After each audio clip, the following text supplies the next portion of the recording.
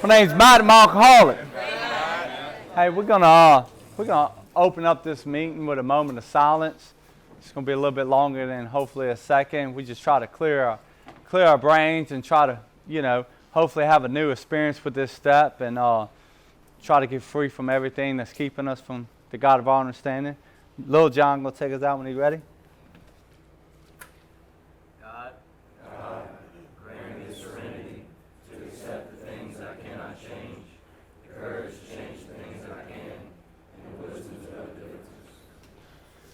All right, like I said, my name's Matt. I'm alcoholic.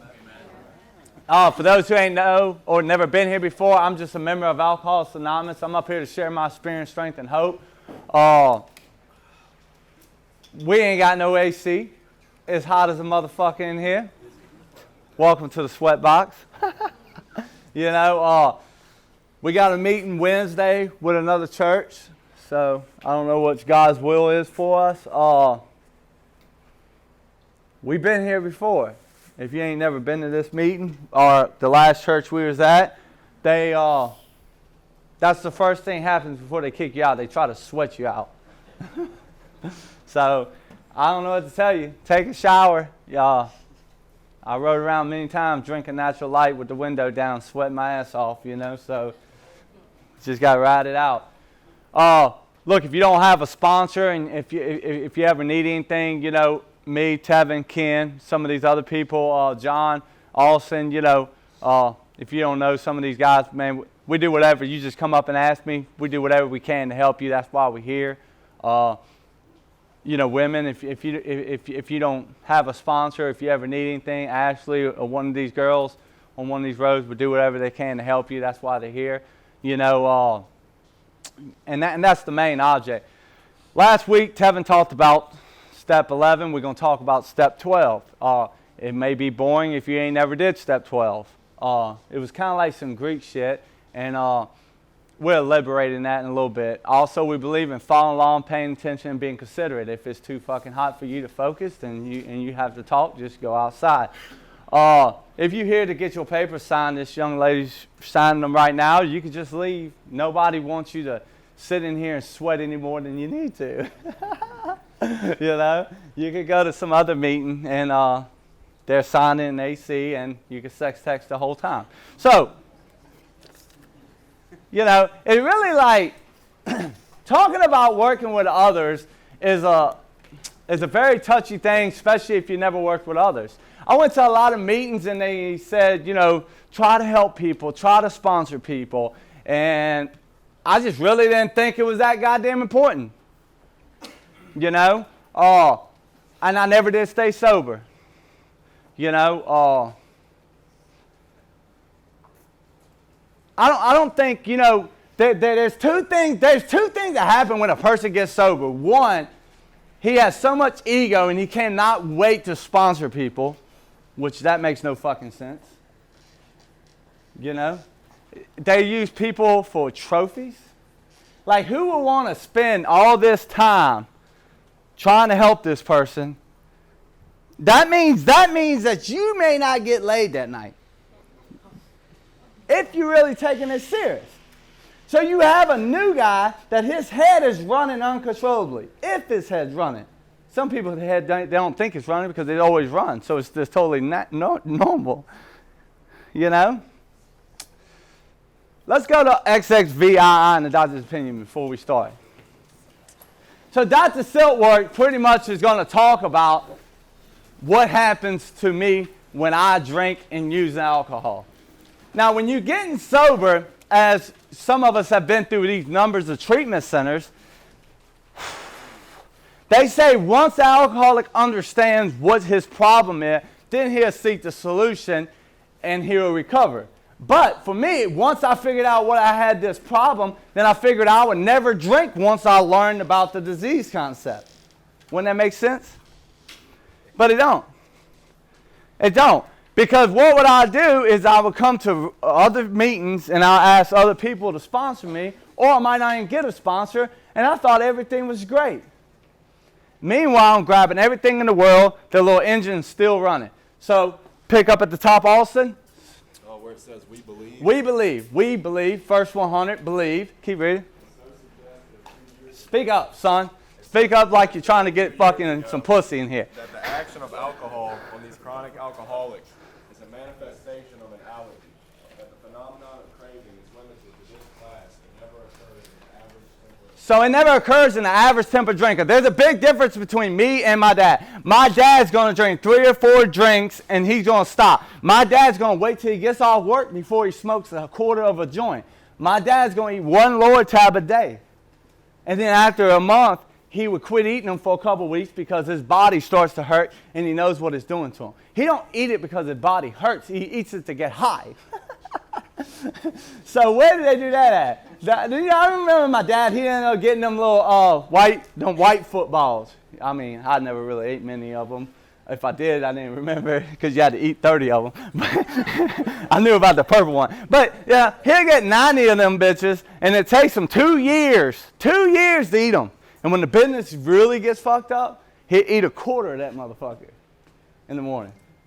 Where did they do that at? I mean, I can see to start off eating 1 a day, huh? And then tomorrow we eat 2, right? And then tomorrow we eat 3, huh? And if the kids make too much noise, we're going to eat 4. Yeah, okay, yeah. Yeah. And then when it said don't drink on it, oh yeah, that means drink. Keep reading. These allergic types can never safely use alcohol in any form at all. In any form at all. For me, though, I try to get sober a lot of time, and I switch from chemicals to chemicals, from crack to fucking powder to fucking Adderall to meth. From pain pills to Xanaxes, and I'll switch. Every time I run in one of the detox centers or a mental hospital, I would switch my chemicals and thought it would be okay. Then I'll get out, I'll try to get sober again, and then I end up smoking Mojo. And all these chemicals that I keep putting in my... The thing is, why do we do that? Why do we dump it in and we think we are in control, but later less control? What's baffling us that one drink means another, and that's going to end up to the last spree. I always thought it was the last 8 ball. I thought it was the last person that jacked me. Think about the malady and what has to take place. Watch, keep reading. And once having formed... Once I form, I find I can't break it. I lose my self-confidence and say, hell, I'm going to be dopehead the rest of my life. I start relying on human beings to fix me, change me, moving, changing people. I just need to get around the positive people. I just need to move in the right sober living. How? Willpower. All these things are my motherfucking ideas of how I'm going to fix this problem. And it becomes staunchly difficult to solve. So I think I'm really mad at the last person that screwed me over or who has me walking the street because they can't pay the room. But it's a mixture of all the shit. Can we get down there? And what's baffled is that we dry up and our head still runs, but we like, oh, there's a God. I'm just going to do this. And we make a decision to do that shit, and then we end up back on the spree again. Like, what the fuck? Where did that come from? Like, could we actually really see a mental session coming? What is a mental session? Like we say, yeah, I believe a lot. But do you fully understand? That's the big game breaker. That the obsession, when I got sober, that every time I dump it in, it was impossible for me to stop. If I could just stop, I would just stop. I would just put the fucking plug in the jug, and I wouldn't come here. I would just don't think, don't drink, and go to goddamn meetings. It just didn't work. So the thing is, the thing that baffles me is once I stop, I'm feeling better, working better. I'm in the goddamn gym, and I'm getting my fucking dick sucked, and everything seems okay.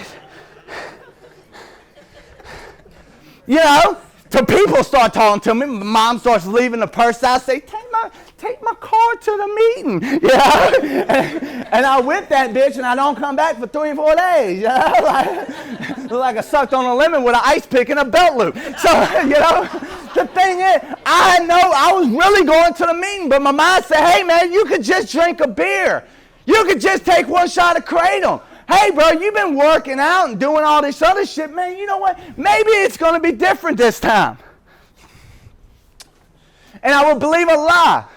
See, my experience of being honest with myself, that this is going to come back and I'm drowning to belligerent before I know it.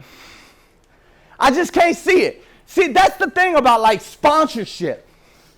You got to look at this. If you're drunk like me, once you have a spiritual awakening that we're going to talk about next week and practice the principle, but like when you really have a spiritual awakening and then you look at your fucking life, then you look at this guy's life and you look at his willingness.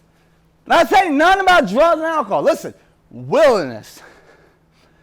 And then I look at my life, willingness. That for me, and this is me, it might be different with you. Me, I only have so much time of willingness, honestly, to seek God and work the steps before I think I already found him. And that once I think I already found him, I know what I need to do, and I know how to write an inventory, I'm fucked. Period. The obsession's going to come back. Because I did not throw out everything I thought I knew. I did not even express the willingness to search digorously within myself to find this power greater than me. The mental obsession is based on a lie. Mentally a lie. So the question is like how to find sanity. Sanity is truth, and where to find the truth shall set us free. And it all has to do with the things which is in ourselves. And if I could just see this shit, then I wouldn't be here sweating my goddamn balls off talking to you. You think after over 10 years of sobriety, might not be good sobriety, but 10 years of it, you think I'll be like, you know what, today I'm pretty bored. I think I'm going to come in there and sweat with everybody today. No, because a lot of times I can't see the truth until I talk to you. Keep reading. Faulty emotional appeal seldom suffices. The message which can interest and hold these alcoholic people must have depth and weight. Depth and weight, that you're armed with facts about yourself, that you are shouting out to the God that you have an answer that works, that you have found something new in life. They talk about as we see new power flow in, as we enjoy new peace of mind, new things, new experiences, new walks, new things in our life. For me, everything has to be new. Still today, I've been sober a long time, and my recovery has to be new. The woman I'm sleeping with has to be new. Anybody right? You'll get bored as fuck with a person real quick. So it has to be beautiful and it has to be new. Is it always new? No. And that's where my perception and my comfortable and my taking for granted comes, as we'll talk about next week, of trying to practice principles. But everything has to be new. It's like where you're at, what's your job, what's your fucking purpose. What's new in your life? Is this guy coming in asking for help? Or is there somebody new to pray about? Is there some chairs to be picked up? Is something new that a job and a purpose? Think about it. My whole life, before I drank and drunk, I never fit in. Can anybody relate to that? I always thought different, felt different than other people. And I always thought that they was talking about me. This is before I even dumped the shit in my goddamn body. So then you come to AA and you don't find nothing new. You hang out. I hang out. I did this before. Hang out with the people who were just like me. And that's all we did. We go to sober living houses, hooked up with girl, double date, kickball, you know, and that's it. There was nothing new, but the same old selfish, inconsiderate behaviors that continue to lie ahead of me. You know, I was so iffy about that shit when I got sober this time. But I had to throw all that shit out. We go down to the bottom. It says men and women drink essentially because of like the effects produced by alcohol. I like the effects produced by it. That's when you get sober, you believe a lie, you dump the kratom in, you dump whatever chemicals in, you're like, oh, I feel better. And then you instantly say, I want to feel like I felt when I first did my inventory. That means, that's what, if you've ever felt like that, if you've been in and out the steps like I have, that means that when I dumped that shit in my body, everything was going good and I believed a lie. So evidently, everything wasn't good. And I couldn't see it. See, the unity of what you came to believe in, the fucking people you roll with, the people who irk your soul, the people who make you try to be better, that you can never achieve that, is the people that's going to save your fucking ass. Now, yeah, there is God, and yeah, God has all power, and no human power can relieve our alcoholism, but how the fuck is God going to shine out if you just by yourself?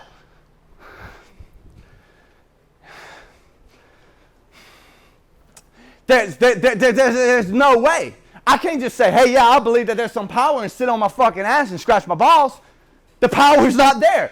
It's me doing what I want to do, scratching my goddamn balls. Think about it. You want to find power, but you're lost in the goddamn phone. You want to find power, but you're obsessing about is things that you want to view, which is a malady of unmanageability that dominates us. It sits upon ruling our lives as soon as we hit step 10. Ain't it crazy that the shit lays aside at step 3 and it immediately comes back at step 10, and next thing you know, we start playing with self-will? Yeah, that feels good. Oh, I don't like that, but... So, men and women drink consensual life produced by alcohol. So lucid why men is injured. I cannot differentiate the truth from the false. Truth. If I could just see the truth and I was armed with truth, then I would never do it again. Think about it. Not only the truth about drugs and alcohol, but with our lives. We do the same fucking thing, think the same fucking person, and expect different fucking results, and we get pissed. Over and over and over. And more people is more to blame. They're restless, irritable, discontent, less a sense of ease and comfort which come from taking a few drinks we see others taking with impunity without danger. After succumbing to the desire, so many do, I pass through the stages of a well-known spree because it's fucking normal. It's like being stuck in a rut, and as soon as you're trying to come out that rut, you backing out, you stuck in the mud, you right back in that bitch, and your wheel just starts spinning, huh? And as soon as you get out of detox, you think you're getting out that bitch, boom, that bitch just starts spinning again. You're right back at square one, even worse. The well-known spree, remorse and affirm resolutely, I swear to God, I'm not going to drink again. That this is repeated over and over and over and over until a person can experience the total psychic change. When I read that, when I got sober, about 2 weeks, there wasn't nothing else for me to look for but a psychic change. There was nothing else for me to figure out. That lack of power was my dilemma, and how can I find this power? There was nothing left for me to stay in at the turning point, and that's his protection and care with complete abandonment. You know, there is one who has all power. That one is God. May you find him now. That's what they're trying to tell us.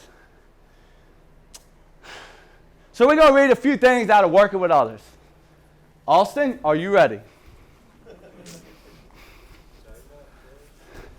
It's going to be in the forwards of the second edition. And forwards of the second edition. Look, we're about to shoot a lot of pages. You can't keep up. That's fine. Don't rack your brain. At the bottom where it says this seemed, it seemed to prove that one alcoholic could affect another as no non-alcoholic could. It also indicated that strenuous injury, force, very important. Keep reading. Vital, life dependent. One alcoholic with another was vital. All right. Next one. Is it 14? 14 at the very bottom. Says,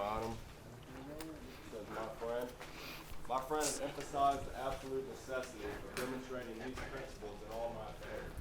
Particularly, it is imperative to work with others as he had worked with me. Faith without works was dead. So let's look at that. Faith without works is dead. Get ready for your next page number. Let's look at that. That these people, that would Eddie give Bill, it was very important that he done that to somebody else. So you look at whatever sponsor you have or whatever you're doing, at some point you got to walk across the threshold if you're going to stay here long enough, hopefully, and you got to be like, I'm willing to do whatever my sponsor did for me, because none of this shit would be possible without him. I remember my sponsor, and I don't know why I was thinking about this on the way here. I remember my sponsor bitching about his brother-in-law or his sister's boyfriend. Brother-in-law ended up dying. And talking about something about putting hands on him, da.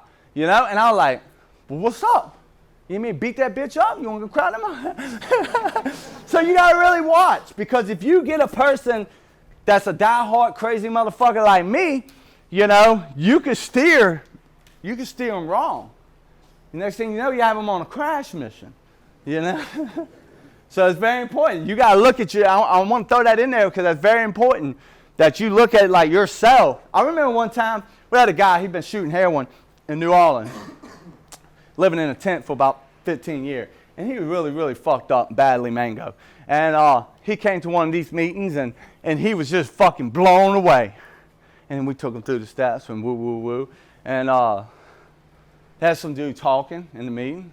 And I shut the meeting down. I was like, hey, you want to fucking talk? And you talked the whole time to the old lady. You know, and he went to get up to walk out, and Paul jumped up, and he was like, I was about to steal on that bitch, bro. I was like, no, Paul. It's okay. It's okay. It's okay. But see, you got to think. You got to watch. But the meaning is that, for me, I will never pay back what my sponsor did to me and took me through the steps in 2 weeks. That's the meaning of this story is. That what has God and AA and the people have done for you? Think about it. Where would you be? What streets would you walk? So keep reading. It says, faith without works was dead, and how appalling in truth the alcoholic. For if an alcoholic fails to perfect and enlarge his spiritual life, he learns to self-sacrifice with others. So working on spiritual life. How many books you reading? Work and self-sacrifice for others. Watch God bloom in your life. Get the fucking nervous out and trust him and have a new experience. Ain't that cool? That's beautiful, huh? Read the next thing. Come on, go. He cannot survive the certain trials in low spots ahead. But in not work, he will surely drink. Again, if he drank, he will surely die. Faith will be dead indeed. So, Just like that. pick up next page. What is it, 20? Page 20 at the top. The X problem? It says, our very lives as ex-problem drinkers depend upon our constant thought of others and how we may help meet their needs. Huh. What? This is so fucked up, huh? Because you look at, like, I sit in AA the whole time, and I never hear none of this shit. I hear about your goddamn day. I hear about your stories. I hear about this. You tell me 10, 11, and 12. But nobody's talks about the importance of sponsorship or even have the back and experience of it. If you're like me, I've been around AA for a long time. So I was 14 years old. Keep reading. Next one is, you want to keep reading on that page? No. Hit the next one. We just 63, third step prayer. just hit fucking sentences, man. God, I offer myself to thee, to build with me and to do with me as thou wilt. Relieve me of the bondage of self, that I may better do thy will. Take away my difficulties. So God's going to take away your difficulties for what? That victory over them may bear witness to those I would help with thy power. Thy love, thy way of life. So you're looking at difficulties. People think that you need to fix your difficulties to help other people. It don't work like that sometimes. Oh, well, I might want to be more recovered before I help somebody. I might want to get my sex straight before I try to help you with my sex. Sometimes it don't work like that. Sometimes sex is whooping your ass and that motherfucker calls you with an explosion and your stomach just knots up. Now you have abundance of willingness. Because you can't see it, motherfucker. Helping others, right? Yeah, okay. Keep reading, go. Oh, resentment prayer? What the fuck are we going to help somebody we're mad at? Keep reading. We ask God to help us, show them the same tolerance, pity, and patience that we would cheerfully grant a sick friend. When a person offended, we say to ourselves, this is a sick man. How can I be helpful to him? God save me from being angry, thy will be done. All right. Sex prayer? Page 70, about halfway through, it says to sum up about sex. Third sex prayer. Keep going. We earnestly pray For the right ideal, for guidance in each questionable situation, for sanity and for the strength to do the right thing. If sex is very troublesome, we throw ourselves the harder into helping others. This takes us out of ourselves and quiet and urge would mean heartache. Keep reading. We ain't even got to working with others. Ain't that amazing? We ain't even got to working with others and look how much they shouting out.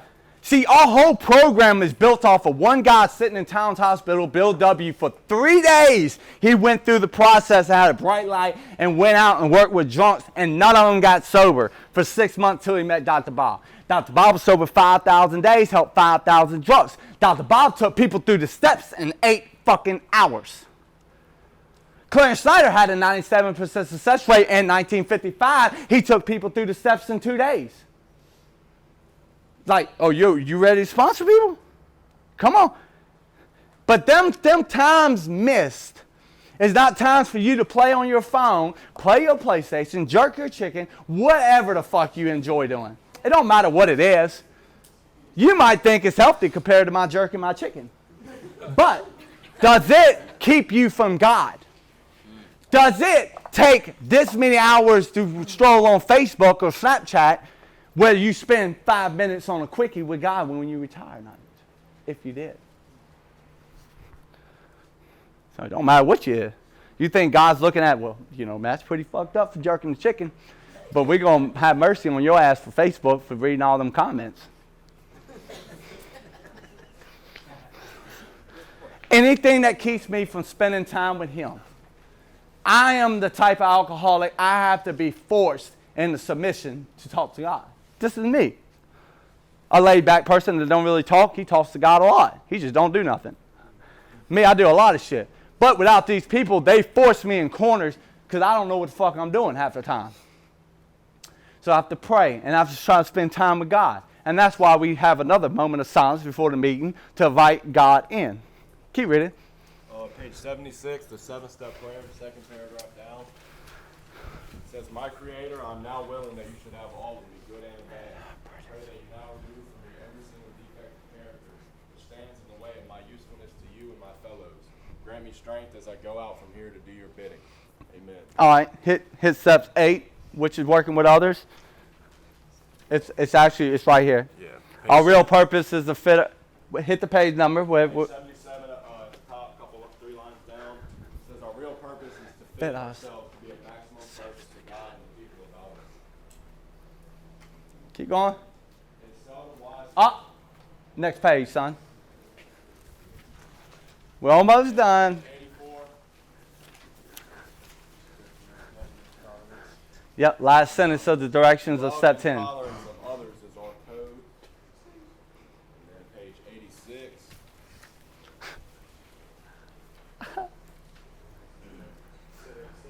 Yep, 86. It's in when we retire night and also in the part where we can sit quiet and ask if others would be helped. I'm talking about great measures. Page 86, about halfway down, it says, but we must be careful not to drift into worry, remorse, or morbid reflection, which have diminished our usefulness to others. After making our review, we ask God's help and forgiveness to inquire what direction man should take. You got an 87 on there? No. Go to the next one. We already run out of time. 93. At the bottom paragraph, it says, to be vital, faith must be accompanied by self-sacrifice and unselfish, constructive action. How many more numbers you got? We got one more. Hit that last one. And 97. The top paragraph says, never avoid these responsibilities, but be sure you are doing the right thing. You assume helping others is the foundation stone of your recovery. A kindly act once in a while isn't enough. Okay.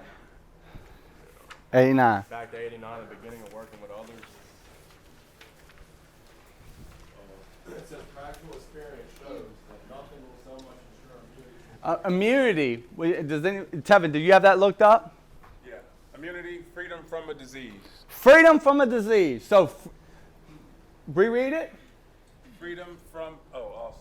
Nothing will so much ensure immunity. Intense from a disease, freedom from a disease, from drinking, as intense. What the fuck does intense mean?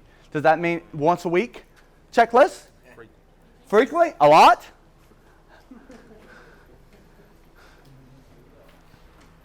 I don't know. It's so fucked up. You go to a big book study, you go read the goddamn book, there's nothing to figure out here. I can't read the goddamn book. So there was nothing to figure out. I just read the book. Thank God my sponsor was involved in service work. He took me through the steps in 2 weeks and got me involved and started doing some things. I was just desperate, man. All I knew that the obsession was going to come back, and every night I prayed myself to sleep until I got sober. I did not want to use no more, and I continued to use. And when I got sober, I continued to look out the same fucking blinds with the camera watching the same fucking driveway, praying myself to sleep. Reading all the prayers I could because I had all this shit in my mind that I wanted to figure out, and I knew I couldn't. And all I had to do is wake up and do what I think God wanted me to do. And that was to follow somebody around because I don't know what God wants me to do. And I had to do a lot of shit that I did not want to do. I'd rather sit there and be at home or do this or do that. So when my sponsor took me through the steps, as we're talking about working with others, he had a sponsor, sponsees, and he had a team. A team. If you don't know what a team is, a football team has more than one player. The team is nothing. Drew Brees is only good to a certain extent.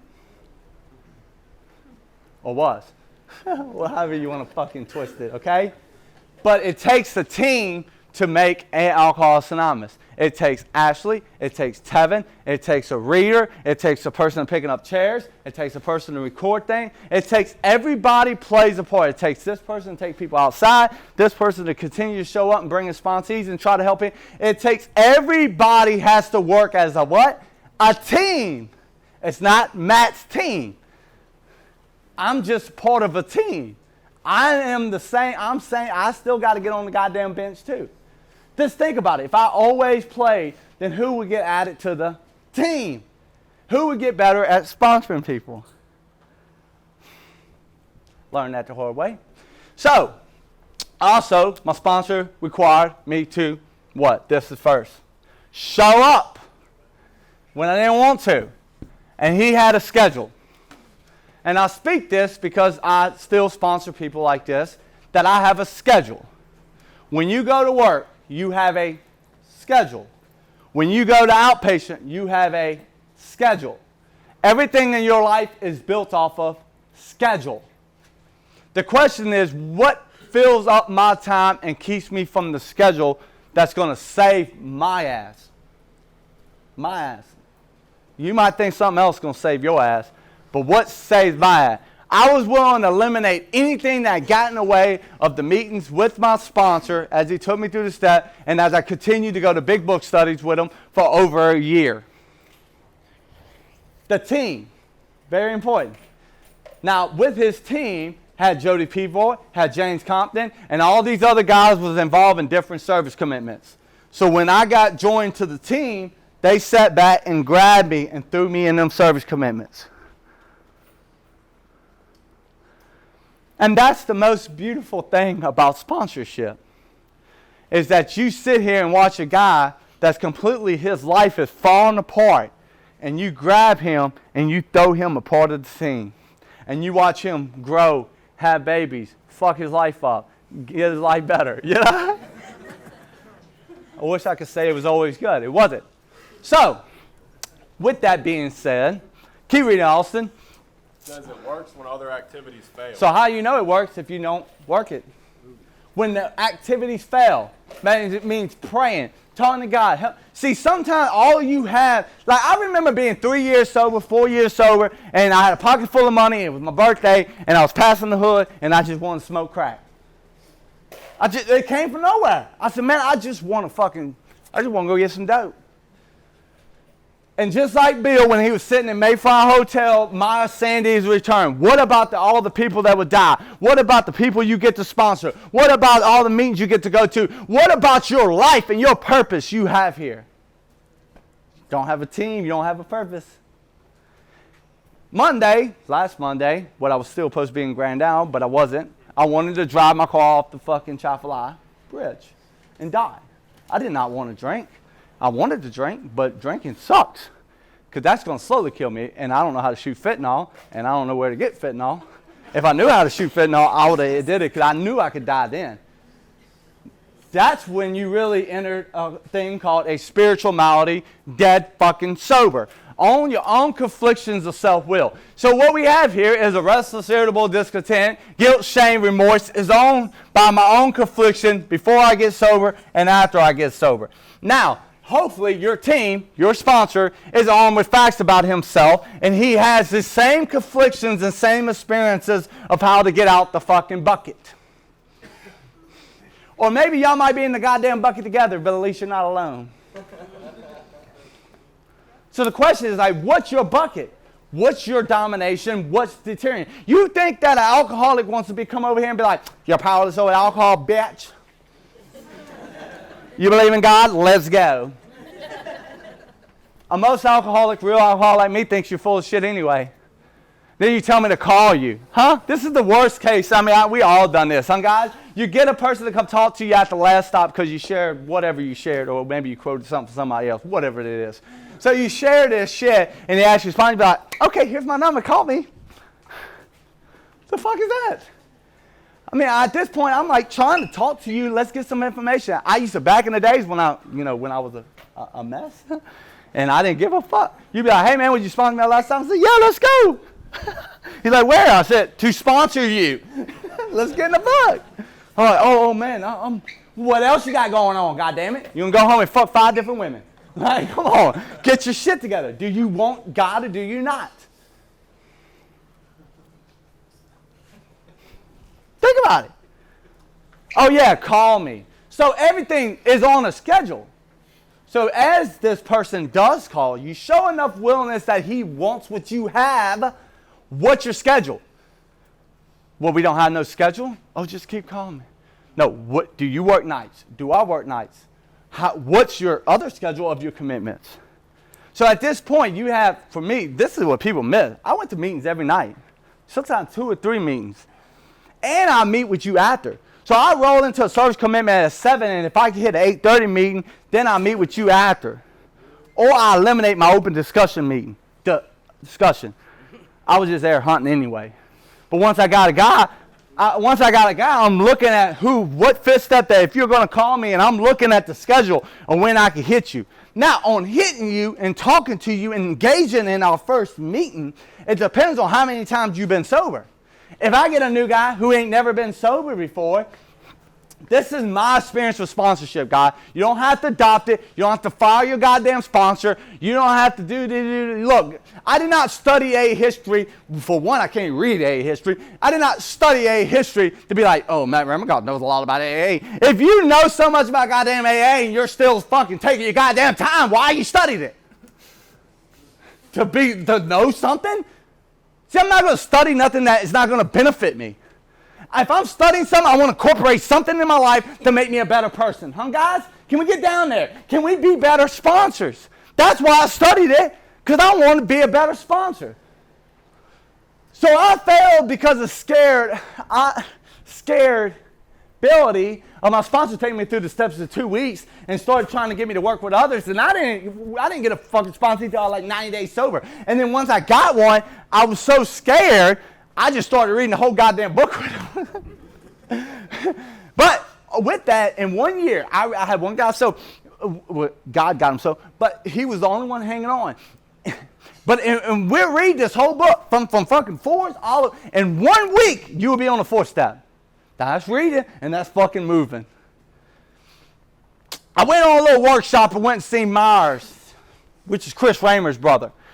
And after the meeting, after he did a little workshop on sponsorship, we was in New Orleans, me and my sponsor, the beautiful days before you have all these kids and all this other shit. You get to just load up. Let's go to New Orleans, listen to a workshop on sponsorship, cut donuts in the Corvette, on the way and shit, just cool shit. Drink 8 Red Bulls on the way and be over there like this. I got everything. I'm the hell of everybody. Yeah. So I went up after him at the meeting. I said, say, man, look, this is what I'm doing. This is who I'm sponsoring, da-da-da-da-da-da. What, you got any tips for me, And he said, bro, share your experience, strength, and hope about the allergy and mental obsession. If he thinks he got it, find out what's his belief system, make a decision, and get it right inventory. And I done that, and immediately people started writing inventories. I was like, oh my God, this shit's working. Did any of them stay sober? No. but I mean, they started writing inventory. I got to go a little bit farther. Right, guys? Now, with that being said, you take a new guy, don't know nothing about allergy and mental obsession. If you're going to talk to him, you're about to win his confidence with God's power because you are armed with facts about yourself. You are the goddamn message. The message is in the big book of how 100 people got sober. It's in the big book, but you are your message. You are the message of how you got sober and how you went through the steps. Think about it. You got the Fords, you got Bill's story, you got the doctor's opinion, which is just the doctor's opinion, which is the medical fact in 1955. And then you have There's a Solution, which is on 26, which came from Carl Jung, or where our solution came from. The problem came from Dr. Stiltworth. The decision and the program of action came from the Oxford group. So you're reading all this shit to get to more about alcoholism, which is the guy who retired business, which came from Common Sense of Drinking, which is not even a real fucking guy that you're going to read that demonstration. Then you have a jaywalker. I'm not knocking on this shit. Would I read some of it sometimes? Absolutely. Do I study it with a T and have new experiences with it? Absolutely. I adore the big book and I love it to death. But at this point, I have you desperate. And you're not going to be desperate week 2. You're going to think you got something. And if I sit here and do a step 1 with you and say, come back 3 days later, then we're going to talk about a belief system. And 4 days later, like, you talk to the guy, hey, man, you got fun? Yeah. Oh, we'll step 2. Well, do you believe or do you not? How the fuck are you there? Either you're going to believe in what these people are selling, or you're going to believe that you can fucking fix it and go back to step 1. There's no other option. They pretty much said...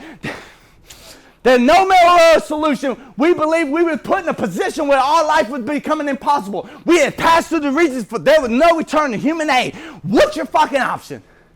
Is it honest willingness to do whatever it takes, or plunge back into the darkness? There's no other option. Like, you have to walk through that, and that's where we at 1 and 2.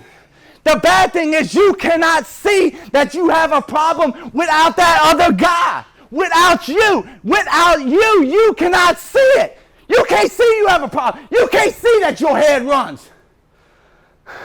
You are the fucking message. Don't get it twisted. You care about what people think about you. You came to the wrong fucking place. Bashing you on Facebook. If you really give a fuck, you came to the wrong place, because we live off of what hits us in our goddamn soul. Whether we like it, we may not. And we may run. But the truth is always there. You think I could really, my sponsor is like a G. And he's laid back and he's cool as a cucumber. But when he tells me his experience or what he thinks, it don't fucking feel good. Even Tevin don't make me feel good sometimes. And that's good. If your people making you feel good all the time, then there's something wrong. And I'm not saying I got to be like, you're a hoe, right? I don't have to tell you you're a hoe. Nobody needs to tell me a hoe. I know I'm a hoe. But if you tell me how you are a hoe, then I know I'm a hoe. And now I feel played. Now I think you're talking about me. Right? That's how it works. So you are the message. So take, for instance, we got a guy who's been through treatment 18 times. He knows about the allergy and mental health. He can tell me more about the goddamn big book than I can. And that's fine. That's fine. But in one sitting, we're going to go through 1, 2, and 3, if you're ready. And what I say about 1, 2, 3 is like, I'm sharing about my drinking and my smoking crack and throwing the crack pipe out and swearing to God I ain't going to do it again. I'm saying I'm walking the street trying to figure out how I'm going to stay sober and how I'm going to get more tomorrow and who I'm going to ride for, where I'm going to stay. I'm saying I'm sharing my experience with you. You're sharing experience with me, and we are on a fucking bond here, right? Can you get down there? That's the bond. That's something nobody could tear you apart from. Then we talk about beliefs. This is where shit gets twisted. You believe in, you're a Catholic, you're a Muslim, you're this. Who gives a goddamn? I don't give a fuck if you worship the goddamn devil. How good has it worked? Right on. See, my beliefs, well, I knew that there was some God out there, but I don't know where the fuck he was at. And my belief was I was going to follow you, and maybe it was going to get better. That was it. That's what I needed. I needed somebody to teach me how to build unity, how they showed up, and how to do service work in all these facilities, and then showed me how to write and pray and meditate to recover from a threefold problem of mind, body, and soul. See, I suffer body, mentally, spiritually. So if I'm seeking anything outside of there, something's wrong with my step 2. Something's wrong with the person you believe in. Look, we hook people up temporarily with people, just hopefully they relate and they click and they go about their life. But you gotta want what your sponsor got, man. Period. It would never work. This would never work. If you're not a real alcoholic, you could take them directions and have an awesome fucking life. And there's a lot of Alcoholics Anonymous people like that. It's very easy for them. But for us, we suffer mentally. Dead sober. Dead sober. You know, my sponsor not only did teach me how to find God, but he taught me how to carry myself in Alcoholics Anonymous. He showed me how to pay attention. He showed me how to carry a weapon. He showed me how to show up on time and stay after. I used to leave right after. So on that note, whatever the guy is, if the guy ain't never been to AA, I'm going to hit him with a warrant. His head's going to go, what the fuck? I finally understand what's wrong with me. And I'm going to ice that bitch. I'll be like, oh, yeah, think about that for a minute. But no more than 1 to 2 days. See, after 1 or 2 days, like when Kevin hits your ass, you're like, oh, fuck, this is my problem. And you're depressed. And you're like, your head's smoking once you heard it. But after a day or two, it eases. So I'm saying that because any more than that, my step 2 and your step 3 is invalid, motherfucker.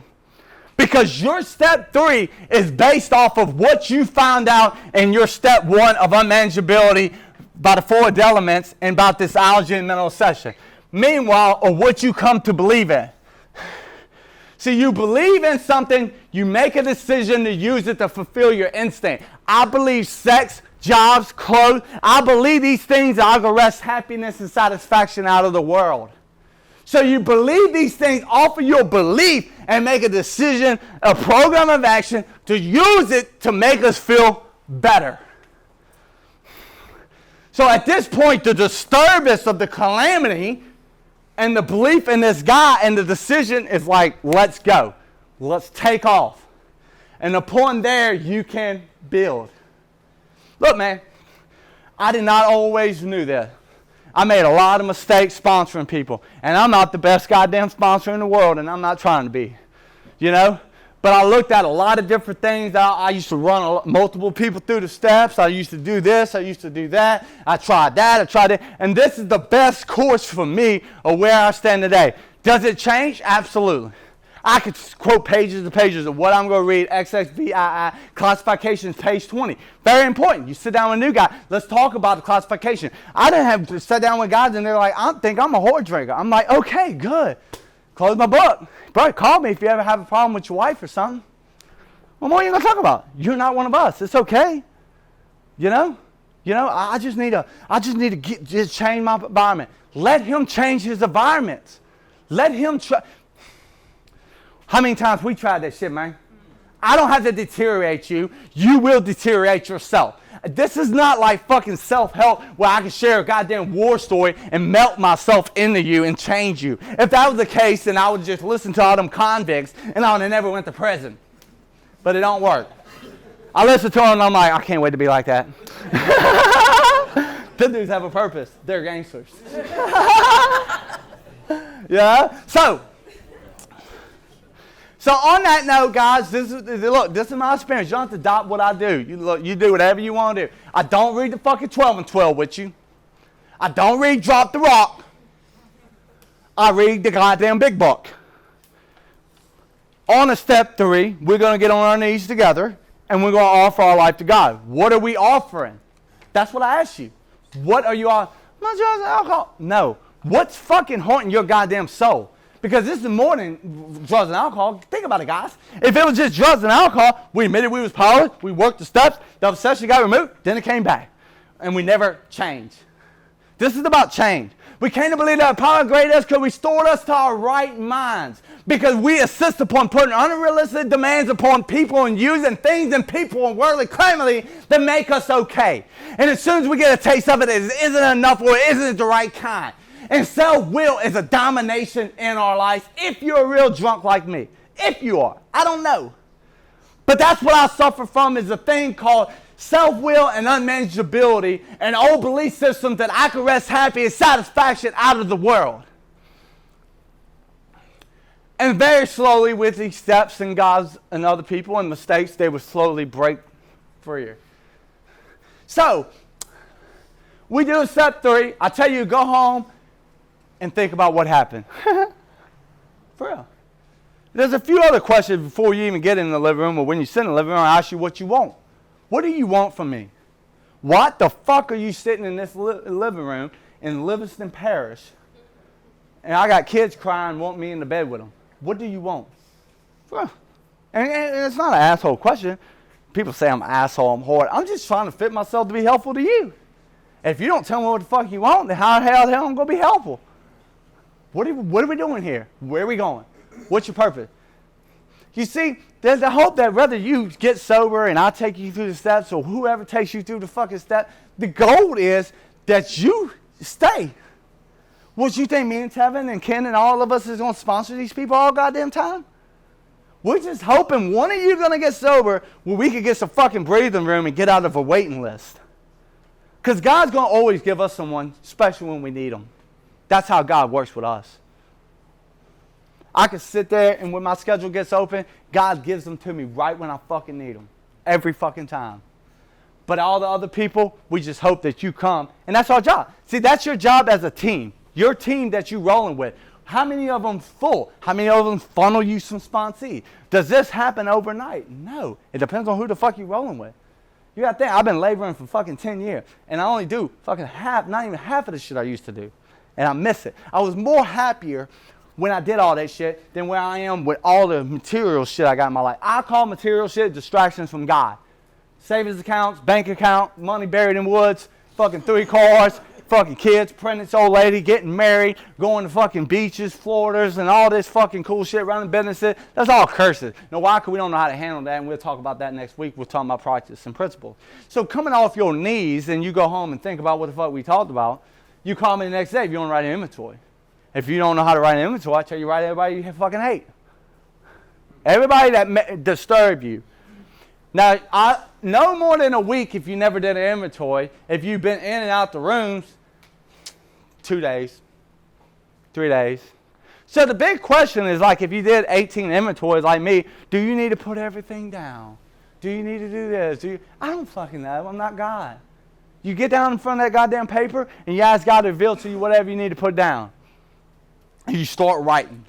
Whether you think it's stupid or not. Yeah, it might seem kind of fucking stupid, but that's the shit that starts killing your ass. Okay, guys? Yeah, it might be petty, but that's the shit from the house man to this person, from moving the house, from the guy that slept with me that never called me back, from the girl that never just entertained me, and once she see my dick, she didn't want to talk no more, and I scared her off. You know, whatever the fucking case it is, God damn it. They're vigorous. You know? Whatever it is, okay, guys? So going on and on and on with this, it don't matter. Write the shit down. Write everything that ever dominated you. Write all your fear. Oh, I don't have no fear. Your fear about how you're going to pay your sober living house. Your fear if you're going to get a ride to work. Your fear that you're never going to see your kids again. What you mean you ain't got no goddamn fear? You're scared to be alone, so you talk to 5 different people, but you don't want to be committed. And as soon as they start showing too much interest, you shut them bitches down and run away. But you don't have no goddamn fears. Okay. Yeah, we all so cloudy, you know, when it gets over. Then you write all the women you've been with, or guys, you know? It's very important for me to write everyone where I can figure out who I use and what woman, for me, what woman I use to fulfill certain instincts that was done damage of my unmanageability or what was stepped on as a child or going on and on and on. Off of that, we're going to do our hour of power. Once we do your 5th step. Now, in these gauges, there's no time frame. Doing 1, 2, and 3 with a guy, there's no goddamn time frame on 1, 2, and 3. For me, you might have a time frame where you want to do a 1, 2, and 3 with a guy in an hour and go hit a house meeting and go to Alpay. I don't know nothing about that shit. Fuck that shit. When I tell you come to my goddamn living room, we're going to meet at 8:30. Why? Because I got kids, man. They cry when I leave the house. They want me home. You know, they're going to be upset, but they go to bed at 8:30, and we're going to sit here in the living room. There's no time limit on God. I don't make up a time limit. We're going to talk. We're going to share. I'm going to hopefully listen to God. We might read something new. I'm going to learn new shit. That's the coolest thing about sponsorship, that you look at your life, and you're sitting here, a guy who can't get sober, and he fucking harmed his whole goddamn family, and he's fucking coming off of a spree, and you look at his life and look at your life, and the only difference between you and him is that you stay sober. That you harmed every one of your goddamn family dead fucking sober. That will make you feel like this. And then you'd be like, what the fuck are you doing here again? How can I help you?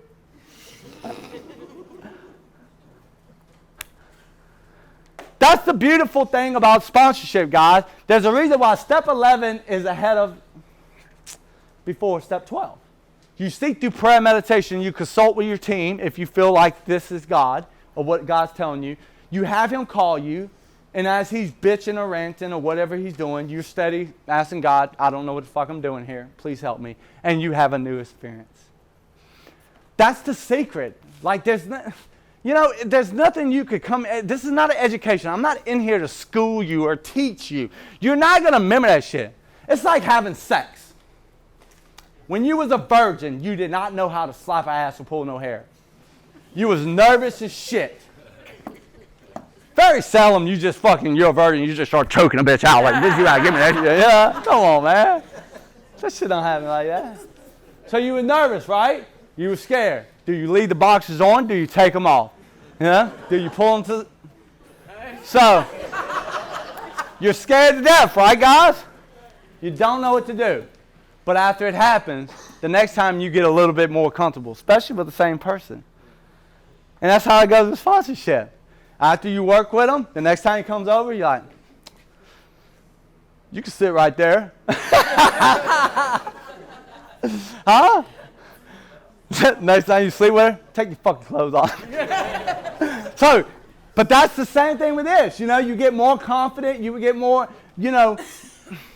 that's the beautiful thing about this. Look, when you do your hour of power, guys, and we're about to close, we're rounding down. You do an hour of power. Look, from that inventory or whatever time it is, go home, you read the directions out the big book on 75. There's no secret here. Okay, on that, I already wrote AM across your inventory. I tell you, your next object before you land at my house is to have a men's list. Now, it's very important. There's two key things in staying sober, my personal opinion, if you're a drunk like me. And that's amends, and that's working with others. AA history shows that. And I failed not making amends and not working with others. And this time, I made all my amends and fucked them up again, and God's help made them again. And I constantly make more amends as God put people in my life and remind me of the people I fucked over. And we try to work with others. You're not going to stay. You're not going to stay with that fucking shit dominating you.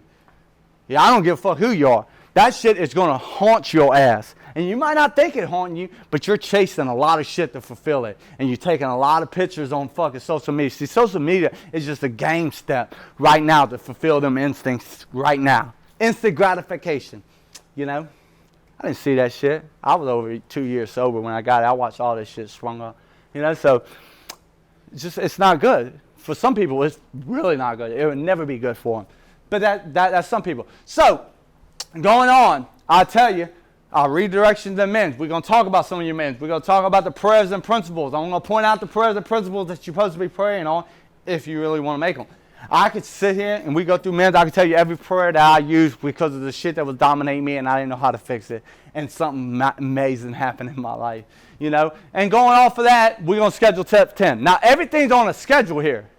I don't know what the fuck else you're doing. That don't matter if you call me and you tell me about it. But everything on schedule. I expect to see you Monday. I expect to see you Tuesday. I expect to see you Wednesday. Thursday we're going to meet. We'll probably do inventory on the weekend. Then right back over. Friday I expect to see you. Hopefully you're going to get a home group. Join mine. I don't care where you go. Get a home group. Get a job. Get involved in Alcoholics Anonymous. Don't get involved.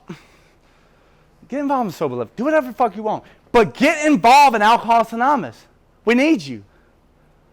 So, whether you break schedules on you, because I'm already meeting long-term people every Tuesday. Now, I ice them one Tuesday if I got to run you through the steps. Depends on the person, depends on what God tells me. So, it's very important. That's how I look at it, guys. You got to schedule. Some of these guys, like Tevin, they got dry race boards, and they put people on dry race boards. Like, people take, sponsorship and shit serious.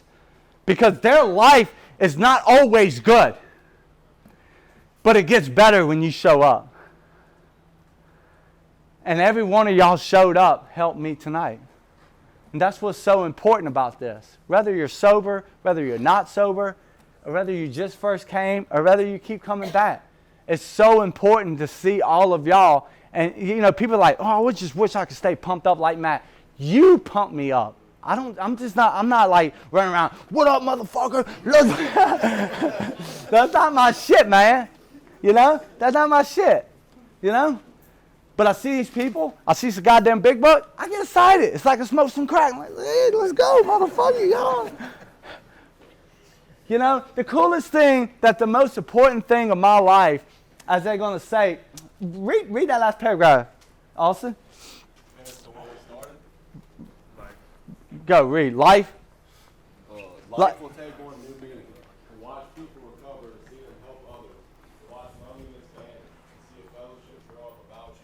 This is the awesome thing. To watch Ken work with people. Watch Mason come back. Watch Josh. Watch all these people. And it's pretty cool. You could watch the links of these people everybody linked together. That's just the most coolest thing, to have real friends, to go to bachelor parties and not go to strip club. You know, I remember that bachelor party for Frank. I wake up at 5 o'clock in the morning and hit the coffee pot, and Tevin's just laying there wide awake on the kitchen floor on his book sack. I'm like, what up? He's like, you want me to cook breakfast? I'm like, yeah. But to watch the fellowship grow up about them, watch them get in a relationship, watch them fucking go through breakups, watch them want to fucking die. And all you're doing is just like, hanging on. You know, do group inventories with them. Every 2 months, we all do group inventories. All these things. You know, this is very important for me. But I never had this when I had to do everything. That's the key thing. Keep reading when we get out of here. Where people stop sweating in this bitch. This is an experience you must not miss. We know you will not want to miss it. Freaking. Contact with others and each other is the bright spot of our lives. That's the bright spot. That is it. You know, people always say, you know, that's my favorite thing when I get like a new guy in my living room.